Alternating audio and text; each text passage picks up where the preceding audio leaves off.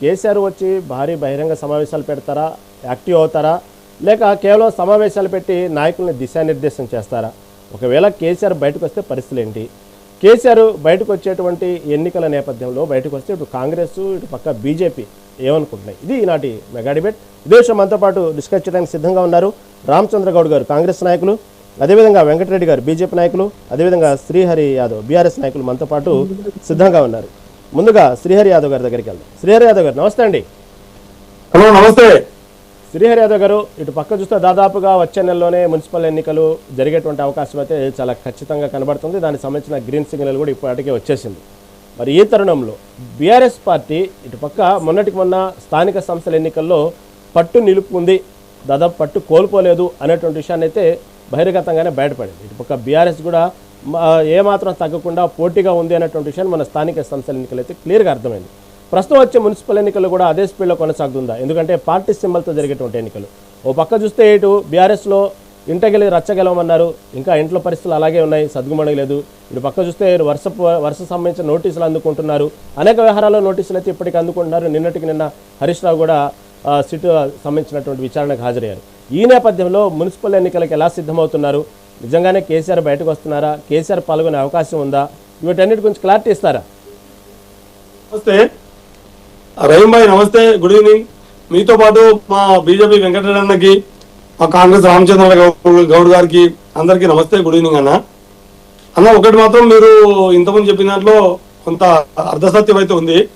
పట్టు కోల్పోవడం అనేది అయితే లేదు, కానీ పట్టు నిలుపుకోవడం కంటే కూడా తెలంగాణ ప్రజలలో, తెలంగాణ గ్రామీణ ప్రాంత ప్రజలలో ఇప్పటికీ పల్లె ప్రజలు ఇప్పటికీ పూర్తి స్థాయిలో బీఆర్ఎస్ పట్ల విశ్వాసంతో ఉన్నారు అనే విషయాన్ని మొన్న జరిగినటువంటి గ్రామ పంచాయతీ ఎన్నికలలో ఓ మేరకు విశ్వాసంతో పాటు చాలా, అంటే అసెంబ్లీ ఎన్నికల తర్వాత జరిగినటువంటి ఎన్నికలు కాబట్టి హైదరాబాద్లో కంటోన్మెంట్ ఉప ఎన్నిక కానీ, కొంత జూబ్లీస్ ఎన్నిక కానీ అధికార పార్టీకి అనుకూలంగా వచ్చిన నేపథ్యంలో గ్రామ పంచాయతీ ఎన్నికలు కూడా అట్లే వస్తాయేమో అని చాలా మంది వివిధ పార్టీల రాజకీయ నాయకులే కాకుండా సగటు సాధారణ ప్రజలు కూడా అనుకున్నారు.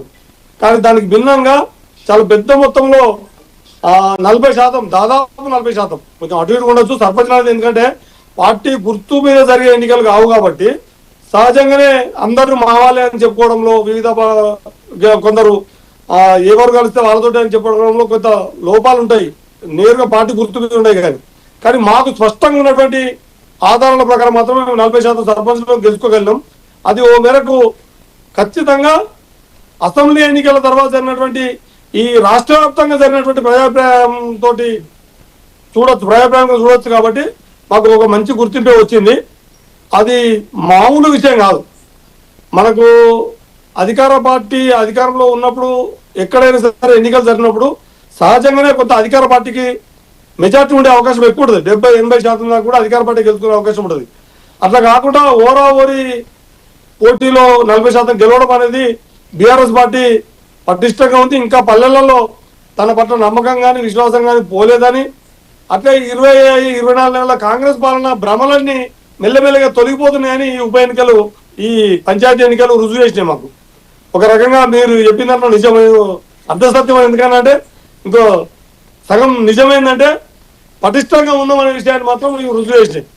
ఇక మీరు ఇంతకుముందు చెప్పిన దాంట్లో ఏదైతే ఎన్నికలు జరుగుతాయి, కేసీఆర్ గారు వస్తారు బయటకు, కేసీఆర్ గారు ఏం రచించబోతున్న దానికి కేసీఆర్ గారు ప్రెస్ ముందు వచ్చిర్రా, ప్రజల ముందు వచ్చిర్రా, బహిరంగ సభలో పాల్గొన్నారా అనేది ఒక రకంగా ఒక వ్యూహం నాది.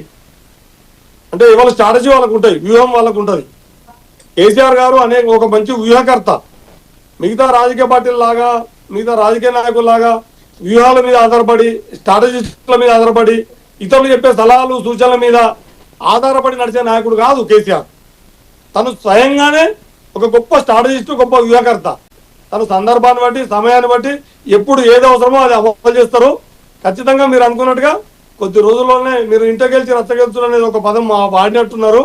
అట్లేం లేదన్నా. కుటుంబ సభ్యులలో సమాన అభిప్రాయాలు ఉండాలని, ఏకాభిప్రాయం ఉండాలని లేదు, భిన్నాభిప్రాయం ఉండకూడదని కూడా లేదు. కానీ ఒక కుటుంబం నుంచి ఒక సభ్యురాలు పోయి మాట్లాడితే మాత్రం ప్రజలందరూ దాన్ని మొత్తము కేసీఆర్ గారికి మొత్తం తెలంగాణ సమాజమే ఒక కుటుంబం. తెలంగాణ ప్రజలందరూ ఆయన రాజకీయ వారసులే. ఇట్లాంటి సందర్భంలో ఆ ఏవో కుటుంబం పేరు మీద కవితను తీసుకొని కాంగ్రెస్ ఎన్నుకోండి బీజేపీ మద్దతుతో నడుస్తున్నటువంటి గేమ్ ని పెద్ద తెలంగాణ ప్రజలను తెలంగాణ సమాజాన్ని పెద్ద ప్రభావితం చేస్తారని మేము అనుకోవట్లేదు. మీరు కూడా చూస్తే కూడా మీ పరిశీలన కూడా అర్థమవుతుంది.